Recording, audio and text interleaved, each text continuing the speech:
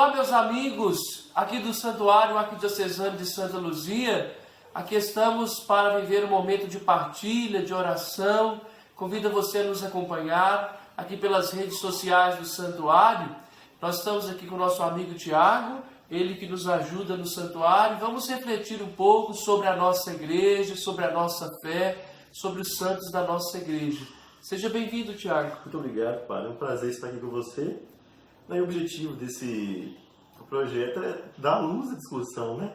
Porque dentro da própria Igreja Católica a gente não discute tanto quanto poderíamos discutir sobre os santos e a importância deles para a edificação da nossa fé. Exatamente, né? E é muito bom dialogar sobre a história dos santos, o porquê dos santos na igreja.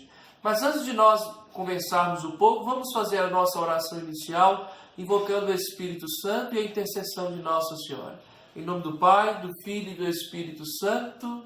Vinde, Espírito Santo, enchei os corações dos vossos fiéis e acendei neles o fogo do vosso amor. Enviai vosso Espírito e tudo será criado e renovareis a face da terra. Oremos, ó Deus, que instruístes os corações dos vossos fiéis com a luz do Espírito Santo. Fazei que apreciemos retamente todas as coisas segundo o mesmo Espírito e gozemos sempre de sua consolação, por Cristo Senhor nosso. Amém. Ave Maria, cheia de graça, o Senhor é convosco. Bendita sois vós entre as mulheres e bendito é o fruto do vosso ventre, Jesus. Santa Maria, Mãe de Deus, rogai por nós, pecadores, agora e na hora de nossa morte. Amém. Então, vamos agora conversar sobre alguns assuntos importantes, algumas curiosidades sobre a nossa igreja, sobre a nossa fé, sobre os santos. O Tiago tem algumas perguntas aqui para nós. Qual que é a primeira pergunta, Tiago? Padre, como surgiu a Igreja Católica e qual é a fé que nós professamos? A Igreja Católica ela surge com Jesus Cristo, né? Jesus é o fundador da Igreja Católica. Jesus veio para anunciar o reino de Deus. No seu anúncio ele escolhe discípulos, escolhe 12 apóstolos e ordena que esses 12 apóstolos possam formar as comunidades de fé. E Jesus então funda essa igreja. Tanto ele diz a Pedro: tu és Pedro, e sobre esta pedra, ou seja, sobre a fé de Pedro, construirei a minha igreja. Um momento muito forte do surgimento da Igreja Católica, Tiago, é Pentecostes, a vinda do Espírito Santo. Jesus morre, ressuscita, sobe aos céus, mas envia o Espírito Santo sobre a igreja. E em Pentecostes, a igreja recebe então esse fogo do Espírito, essa luz, para tomar coragem e anunciar o Evangelho a todas as pessoas, a todos os povos. Então a igreja surge com Jesus. E a nossa fé, né, qual é a fé que professamos? É a fé em Jesus Cristo, é a fé na Santíssima Trindade. Onde está contida a nossa fé? Se perguntar assim: Padre, qual é o texto onde está contido todo o mistério da fé da Igreja Católica? É o credo. Para ser católico, nós precisamos acreditar em tudo aquilo que o credo, ou seja, que o creio nos diz. Creio em Deus Pai Todo-Poderoso, Criador do céu e da terra. Creio em Jesus Cristo, seu único Filho. Creio no Espírito Santo. Creio na Igreja, na remissão dos pecados, na ressurreição da carne. Então, a nossa fé católica, apostólica, romana, ela é baseada em Jesus Cristo, nas Sagradas Escrituras, na tradição da igreja, e ela está contida na profissão de fé. Essa profissão de fé, nós rezamos ela em vários momentos da liturgia. No dia que nós somos batizados, os nossos pais e padrinhos professaram a fé por nós. Depois na primeira comunhão, na crisma, sempre na Semana Santa, na festa do batismo do Senhor, nós sempre estamos renovando a nossa fé, fazendo a renovação da fé cristã em nossa vida. Vamos para a segunda pergunta, que aí vai começar a esquentar. Sim. Qual a diferença da Igreja Católica para as demais vertentes do cristianismo? E como que a gente se relaciona com essas vertentes? Então, a Igreja Católica, ela é a primeira, né? É a igreja que Jesus fundou. É a igreja da tradição, onde existe a sucessão apostólica. Ou seja, os apóstolos fundaram, né, as comunidades a pedido de Jesus, e houve sucessores. Quem são os sucessores dos apóstolos? Os bispos. Nós somos discípulos, né? de Jesus, e os apóstolos hoje são os bispos da Igreja Católica, que são sucessores. Ao longo da história da Igreja, desses 2020 anos, houve algumas rupturas, como por exemplo, Lutero, né, que rompeu com a Igreja Católica e surgiu uma nova vertente, e assim foram surgindo outras vertentes e outras seitas que ramificaram da Igreja Católica, né? E aí nós temos os chamados protestantes. Por que esse nome protestantes? Porque, como Lutero, protestaram contra a Igreja Católica, saíram da igreja e fundaram outras seitas, outras denominações religiosas e assim por diante. Mas elas surgiram dessa forma, saíram da igreja e foram se espalhando. E aí você tem várias vertentes, você tem as religiões aí que podemos dizer que são ramificadas da Igreja Católica, as mais tradicionais, como os luteranos, os metodistas, os anglicanos, e depois nós temos, de um tempo muito curto para cá, dos 50, 40 anos para cá, essa ramificação dos neopentecostais, que é uma tradição que veio dos Estados Unidos. Então são seitas, são expressões religiosas que saíram da Igreja Católica, se dizem cristãs, né?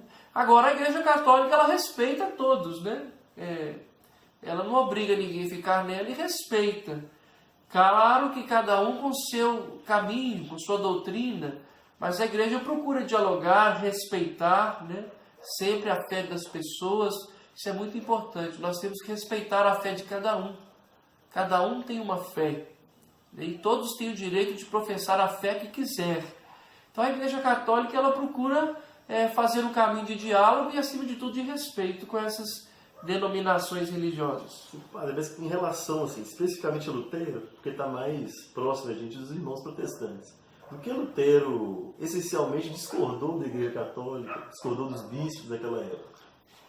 Lutero, ao protestar contra a Igreja Católica, segundo a história, ele discordou de algumas coisas, algumas práticas administrativas da igreja na época. Como, por exemplo, as indulgências, a forma como era cobrado as indulgências, algumas coisas que Lutero, na visão dele, viu que não estava de acordo com o que ele pensava, né? E aí ele traduziu a Bíblia para a sua língua, e dessa tradução veio outras ramificações e assim por diante. Mas ele foi o primeiro que deu um racha mesmo. Mas a Igreja Católica, não só com Lutero, sofreu outras divisões. Por exemplo, a Igreja do Oriente com a Igreja do Ocidente, houve uma grande divisão. A Igreja também da Inglaterra, né, os anglicanos, por causa de um contexto histórico, se dividiu, aí surgiu a Igreja Anglicana. Então, são, na história da Igreja, chagas abertas dessas rupturas, que a história foi fazendo acontecer, né? Sim. Então vamos passar para a parte dos santos, né? Quem são esses santos da Igreja Católica? Né? E qual que é a importância que eles tiveram desde, né, a morte e a ressurreição de Jesus Cristo até aqui? Os santos da Igreja Católica, é muito importante nós entendermos, eles não estão no lugar de Deus, não são deuses, e nós não adoramos os santos. Os santos, em primeiro lugar, é a vontade de Deus. Deus nos criou para sermos santos. Deus criou o homem e a mulher, Deus criou a humanidade para viver na santidade. Sede santos, como o vosso Pai do céu é santo. Essa é a vontade de Jesus, que nós alcancemos a santidade. E a santidade, ela não é simplesmente para alguns, ela é para todos. Todos podem se tornar santos, porque nós já temos a fonte da santidade, que é Jesus Cristo. Ele é a fonte de toda a santidade. Nós já temos aí um roteiro a ser seguido para sermos santos, que é a palavra de Deus. Basta nós querermos.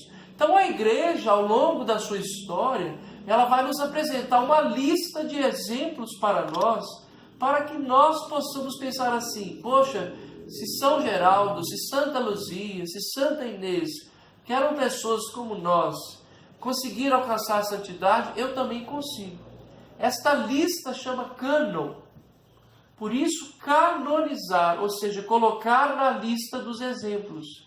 A igreja canoniza um santo, ou seja, coloca na lista de exemplos para nos mostrar que é possível sermos santos. Então, os santos da Igreja Católica não estão na igreja para estar no lugar de Deus, nunca. Não estão para ser adorados.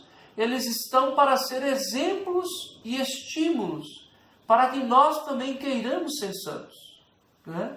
Que já aconteceu, né, ao longo da história com diversos santos que seguiram exemplos de outros santos. Exatamente. Né? Um santo inspirando o outro. Então, os santos na igreja estão para servir de exemplo. Cada santo tem uma vida, uma história de vida, um exemplo a ser seguido.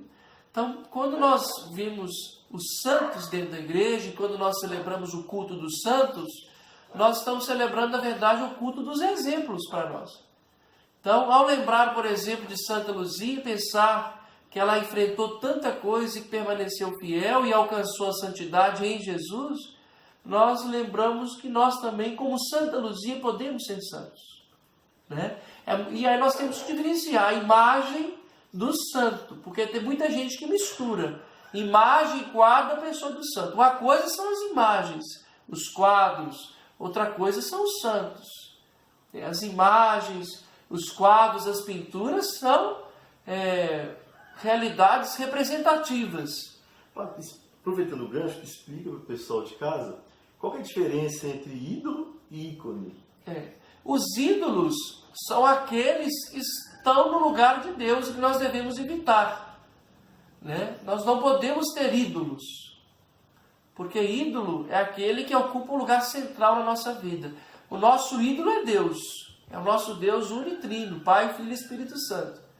Então, ídolo é aquilo que nós não podemos ter em nossa vida de fé, porque o único que nós devemos adorar é Deus, é o Deus unitrino.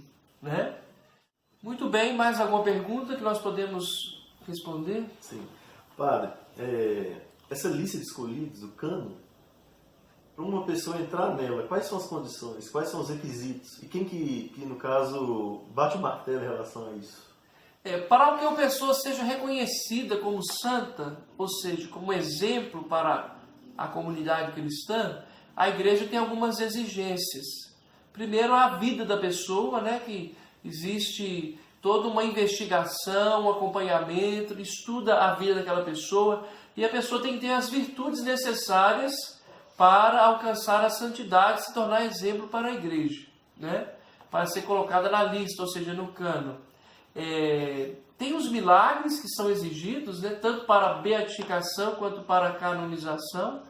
Os milagres que a igreja exige que sejam atribuídos pela intercessão daquele santo, daquela pessoa. E a igreja que define, após um profundo estudo da vida daquele santo, após a comprovação de alguns milagres, até pela própria medicina, né, que junto com a igreja comprova que ali realmente houve um milagre, a igreja então vai entender que aquela pessoa realmente é um exemplo de vida a ser seguido e coloca na canonização, ou seja, na lista do cânon de exemplos para os cristãos seguirem. Sim, interessante, você falou, os santos são os exemplos a serem seguidos pela comunidade cristã. Mas Deus deu uma capacidade maior para essas pessoas, ou qualquer um de nós da igreja podemos ter as mesmas qualidades que eles? Não sei se fica claro aqui. Não, todos nós recebemos a capacidade de tornarmos santos. Basta nós querermos. Só que não é fácil ser santo, tem que se esforçar. Porque seguir Jesus não é fácil. Jesus exige de nós muitas coisas. A lógica do pensamento de Jesus é totalmente contra a lógica do mundo. Entendeu? Mas todos nós temos a capacidade, a partir do nosso batismo, de nos tornarmos santos. Como volto a dizer, a santidade não é apenas para alguns, é para todos. E os santos abriram mão de muitas coisas? Sim, com certeza. Os santos abdicaram de muitas coisas para ganhar outras. A nossa vida é assim. Para nós ganharmos algumas coisas, nós temos que abdicar de muitas, né? Então, encontrar a realização pessoal de suas vidas em Jesus, na palavra de Deus, na fé da igreja, etc. Sim. E os santos, eles intercedem por nós? Intercedem por nós. Aí, para nós entendermos a intercessão dos santos, nós devemos entender o que é comunhão dos santos. Comunhão dos santos... É o que se fala no credo, né? Comunhão dos santos está lá no credo. Creio no Espírito Santo, na Santa Igreja Católica, da comunhão dos santos. E o que é a comunhão dos santos? A comunhão dos santos é a ligação das três igrejas: padecente, triunfante e peregrina. Nós somos a igreja peregrina que caminhamos aqui nessa terra. Tem a igreja padecente, que é a igreja que está no purgatório, aqueles que estão purgando, esperando ir para o céu. E a igreja triunfante daqueles que estão no céu, onde os santos estão. Então, eles rezam por nós, da igreja peregrina e para a igreja padecente. Estão junto de Deus e intercedem. Não que eles fazem os milagres ou as graças vêm dos santos, não é. Mas eles rezam, porque assim como nós rezamos uns pelos outros, eles que já conseguiram alcançar a glória, rezam por nós de lá que ainda estamos na luta aqui na terra. E reza por aqueles que estão na igreja padecente. No caso, purgatório. Purgatório. Então a intercessão dos santos se dá nisso, né? De eles estarem na glória de Deus, intercedendo por nós que ainda estamos a caminho. Bacana. Então vamos encaminhando para o final aqui, que senão o vídeo fica muito longo. A Igreja Católica enfrenta alguns desafios, né? Na evangelização nesse novo mundo que a gente está vivendo. Rede social, né? Polarização política, muita confusão em torno. Na sua concepção, qual que é o desafio mais premente que a igreja vai enfrentar daqui para frente? A igreja, ao longo da história da igreja, ela vem enfrentar desafios, porque a igreja é filha do seu tempo, né? E a cada tempo, nesses 2000 anos da igreja, ela enfrentou vários desafios e vem enfrentando. Eu acredito que o maior desafio que a igreja possa enfrentar atualmente é o desafio da falta de fé, né? A incredulidade das pessoas, inclusive dentro da própria igreja. Então, assim, nós cristãos temos que ficar de olho nisso para que a falta de fé, a incredulidade, a desvalorização, né, dos valores cristãos, das tradições, até da própria palavra de Deus, nós temos que lutar contra tudo isso. Essa desvalorização de tudo isso que a igreja prega no seu cerne, ou seja, no seu centro. Então, o maior desafio da igreja hoje, que eu penso que ela está enfrentando, é a falta de fé começar dentro dela, né? Pelos padres, pelos leigos, consagrados, porque nós estamos vivendo uma realidade social muito tumultuada, onde as pessoas estão correndo muito, né? Estão desvalorizando muitas coisas, e as tradições, as formas de oração estão ficando de lado. Então nós temos que lutar contra tudo aquilo que nos leva a uma incredulidade, na falta de fé, uma falta de compromisso com a religião, com a doutrina da igreja, que nos faz viver realmente o cristianismo profundo, né? E qual que é a importância do Papa Francisco nesse contexto? O Papa Francisco, ele é o Papa certo para a hora certa da igreja, né? Nós tínhamos aí o Bento XVI, que é o maior teólogo vivo até hoje, né? Um homem muito sábio, muito profundo. Mas o Papa Francisco veio para continuar o que Bento XVI começou de uma forma diferente, mais próxima das realidades humanas, mais próximo ao povo. E, acima de tudo, o Papa Francisco nos traz um olhar diferenciado para os pobres, para os mais perseguidos, os sofredores. Porque a igreja, o papel dela, em primeiro lugar, é junto dos sofredores, dos necessitados, dos mais pobres. Então o Papa Francisco nos traz essa seriedade e nos traz essa preocupação de sermos uma igreja em saída mesmo. Não uma igreja só trancada dentro da sacristia, nos seus templos, mas uma igreja que celebra, que vive o mistério, que vive a doutrina, mas que se preocupa com a dor do outro. E o Papa Francisco, ele tem nos mostrado algo muito importante, que é a vivência do essencial. Deixarmos um pouco aquilo que é supérfluo em várias partes da vida, e vivemos mais o essencial, que é Cristo, né? Sua simplicidade, sua forma de agir, de pensar, tudo isso nos ensina a viver o essencial da nossa fé. Deixarmos um pouco as alegorias, aquilo que é secundário, para vivermos aquilo que é primário, que é primordial, que é Cristo, que é o mistério da fé, que são os irmãos, e estar atento à dor do outro, né? E, assim, para não alongar muito, o senhor acha que ele sobrevive ao antagonismo que ele tem dentro da própria igreja? Acredito que sim, né? O Papa Francisco, ele sabe passar por tudo aquilo, porque a igreja é uma igreja diversa, é uma só, mas é diversa. E dentro da igreja, infelizmente, tem coisas boas e coisas ruins. Não por parte da doutrina, porque a igreja é santa, mas por causa de nós, pecadores, que estamos dentro dela, né? Mas acredito que sim, que ele passa tranquilamente e consegue levar a mensagem dele a todas as pessoas. Ouvindo a todos também. Né? Ouvindo a todos. É um Papa muito aberto ao diálogo. Papa é um déspota também. Ele é aberto ao diálogo, ele é aberto aí a todas as pessoas. Né? Ô, Felipe, foi um prazer estar aqui com o senhor. Minhas dúvidas foram sanadas, espero que do pessoal de casa também. Que bom. Eu agradeço você, Tiago, participar deste momento. Agradeço a você, meu irmão, que acompanhou esse programa aí pelas redes sociais do Santuário. No próximo encontro, no próximo programa, nós vamos falar sobre a vida, então, de Santa Luzia. Então, nós agradecemos a você que participou conosco deste programa. No próximo programa que nós vamos postar aqui no canal do YouTube do Santuário Arquidiocesano de Santa Luzia, nós vamos falar sobre a vida de Santa Luzia. E aí nós vamos ter vários programas falando da vida dos santos, fazendo catequeses sobre os santos da nossa igreja. Então acompanhe, participe, partilhe conosco este programa para que você possa participar, ok? Espero por vocês. Tiago, muito obrigado pela sua participação. Eu agradeço, Padre. Foi um prazer estar aqui com o senhor, compartilhando esses ensinamentos que me edificaram, espero ter edificado o pessoal de casa. Que bom, que bom. Que Deus te abençoe, você, meu irmão, em nome do Pai, do Filho e do Espírito Santo. Amém. Fiquem todos com Deus e com Nossa Senhora.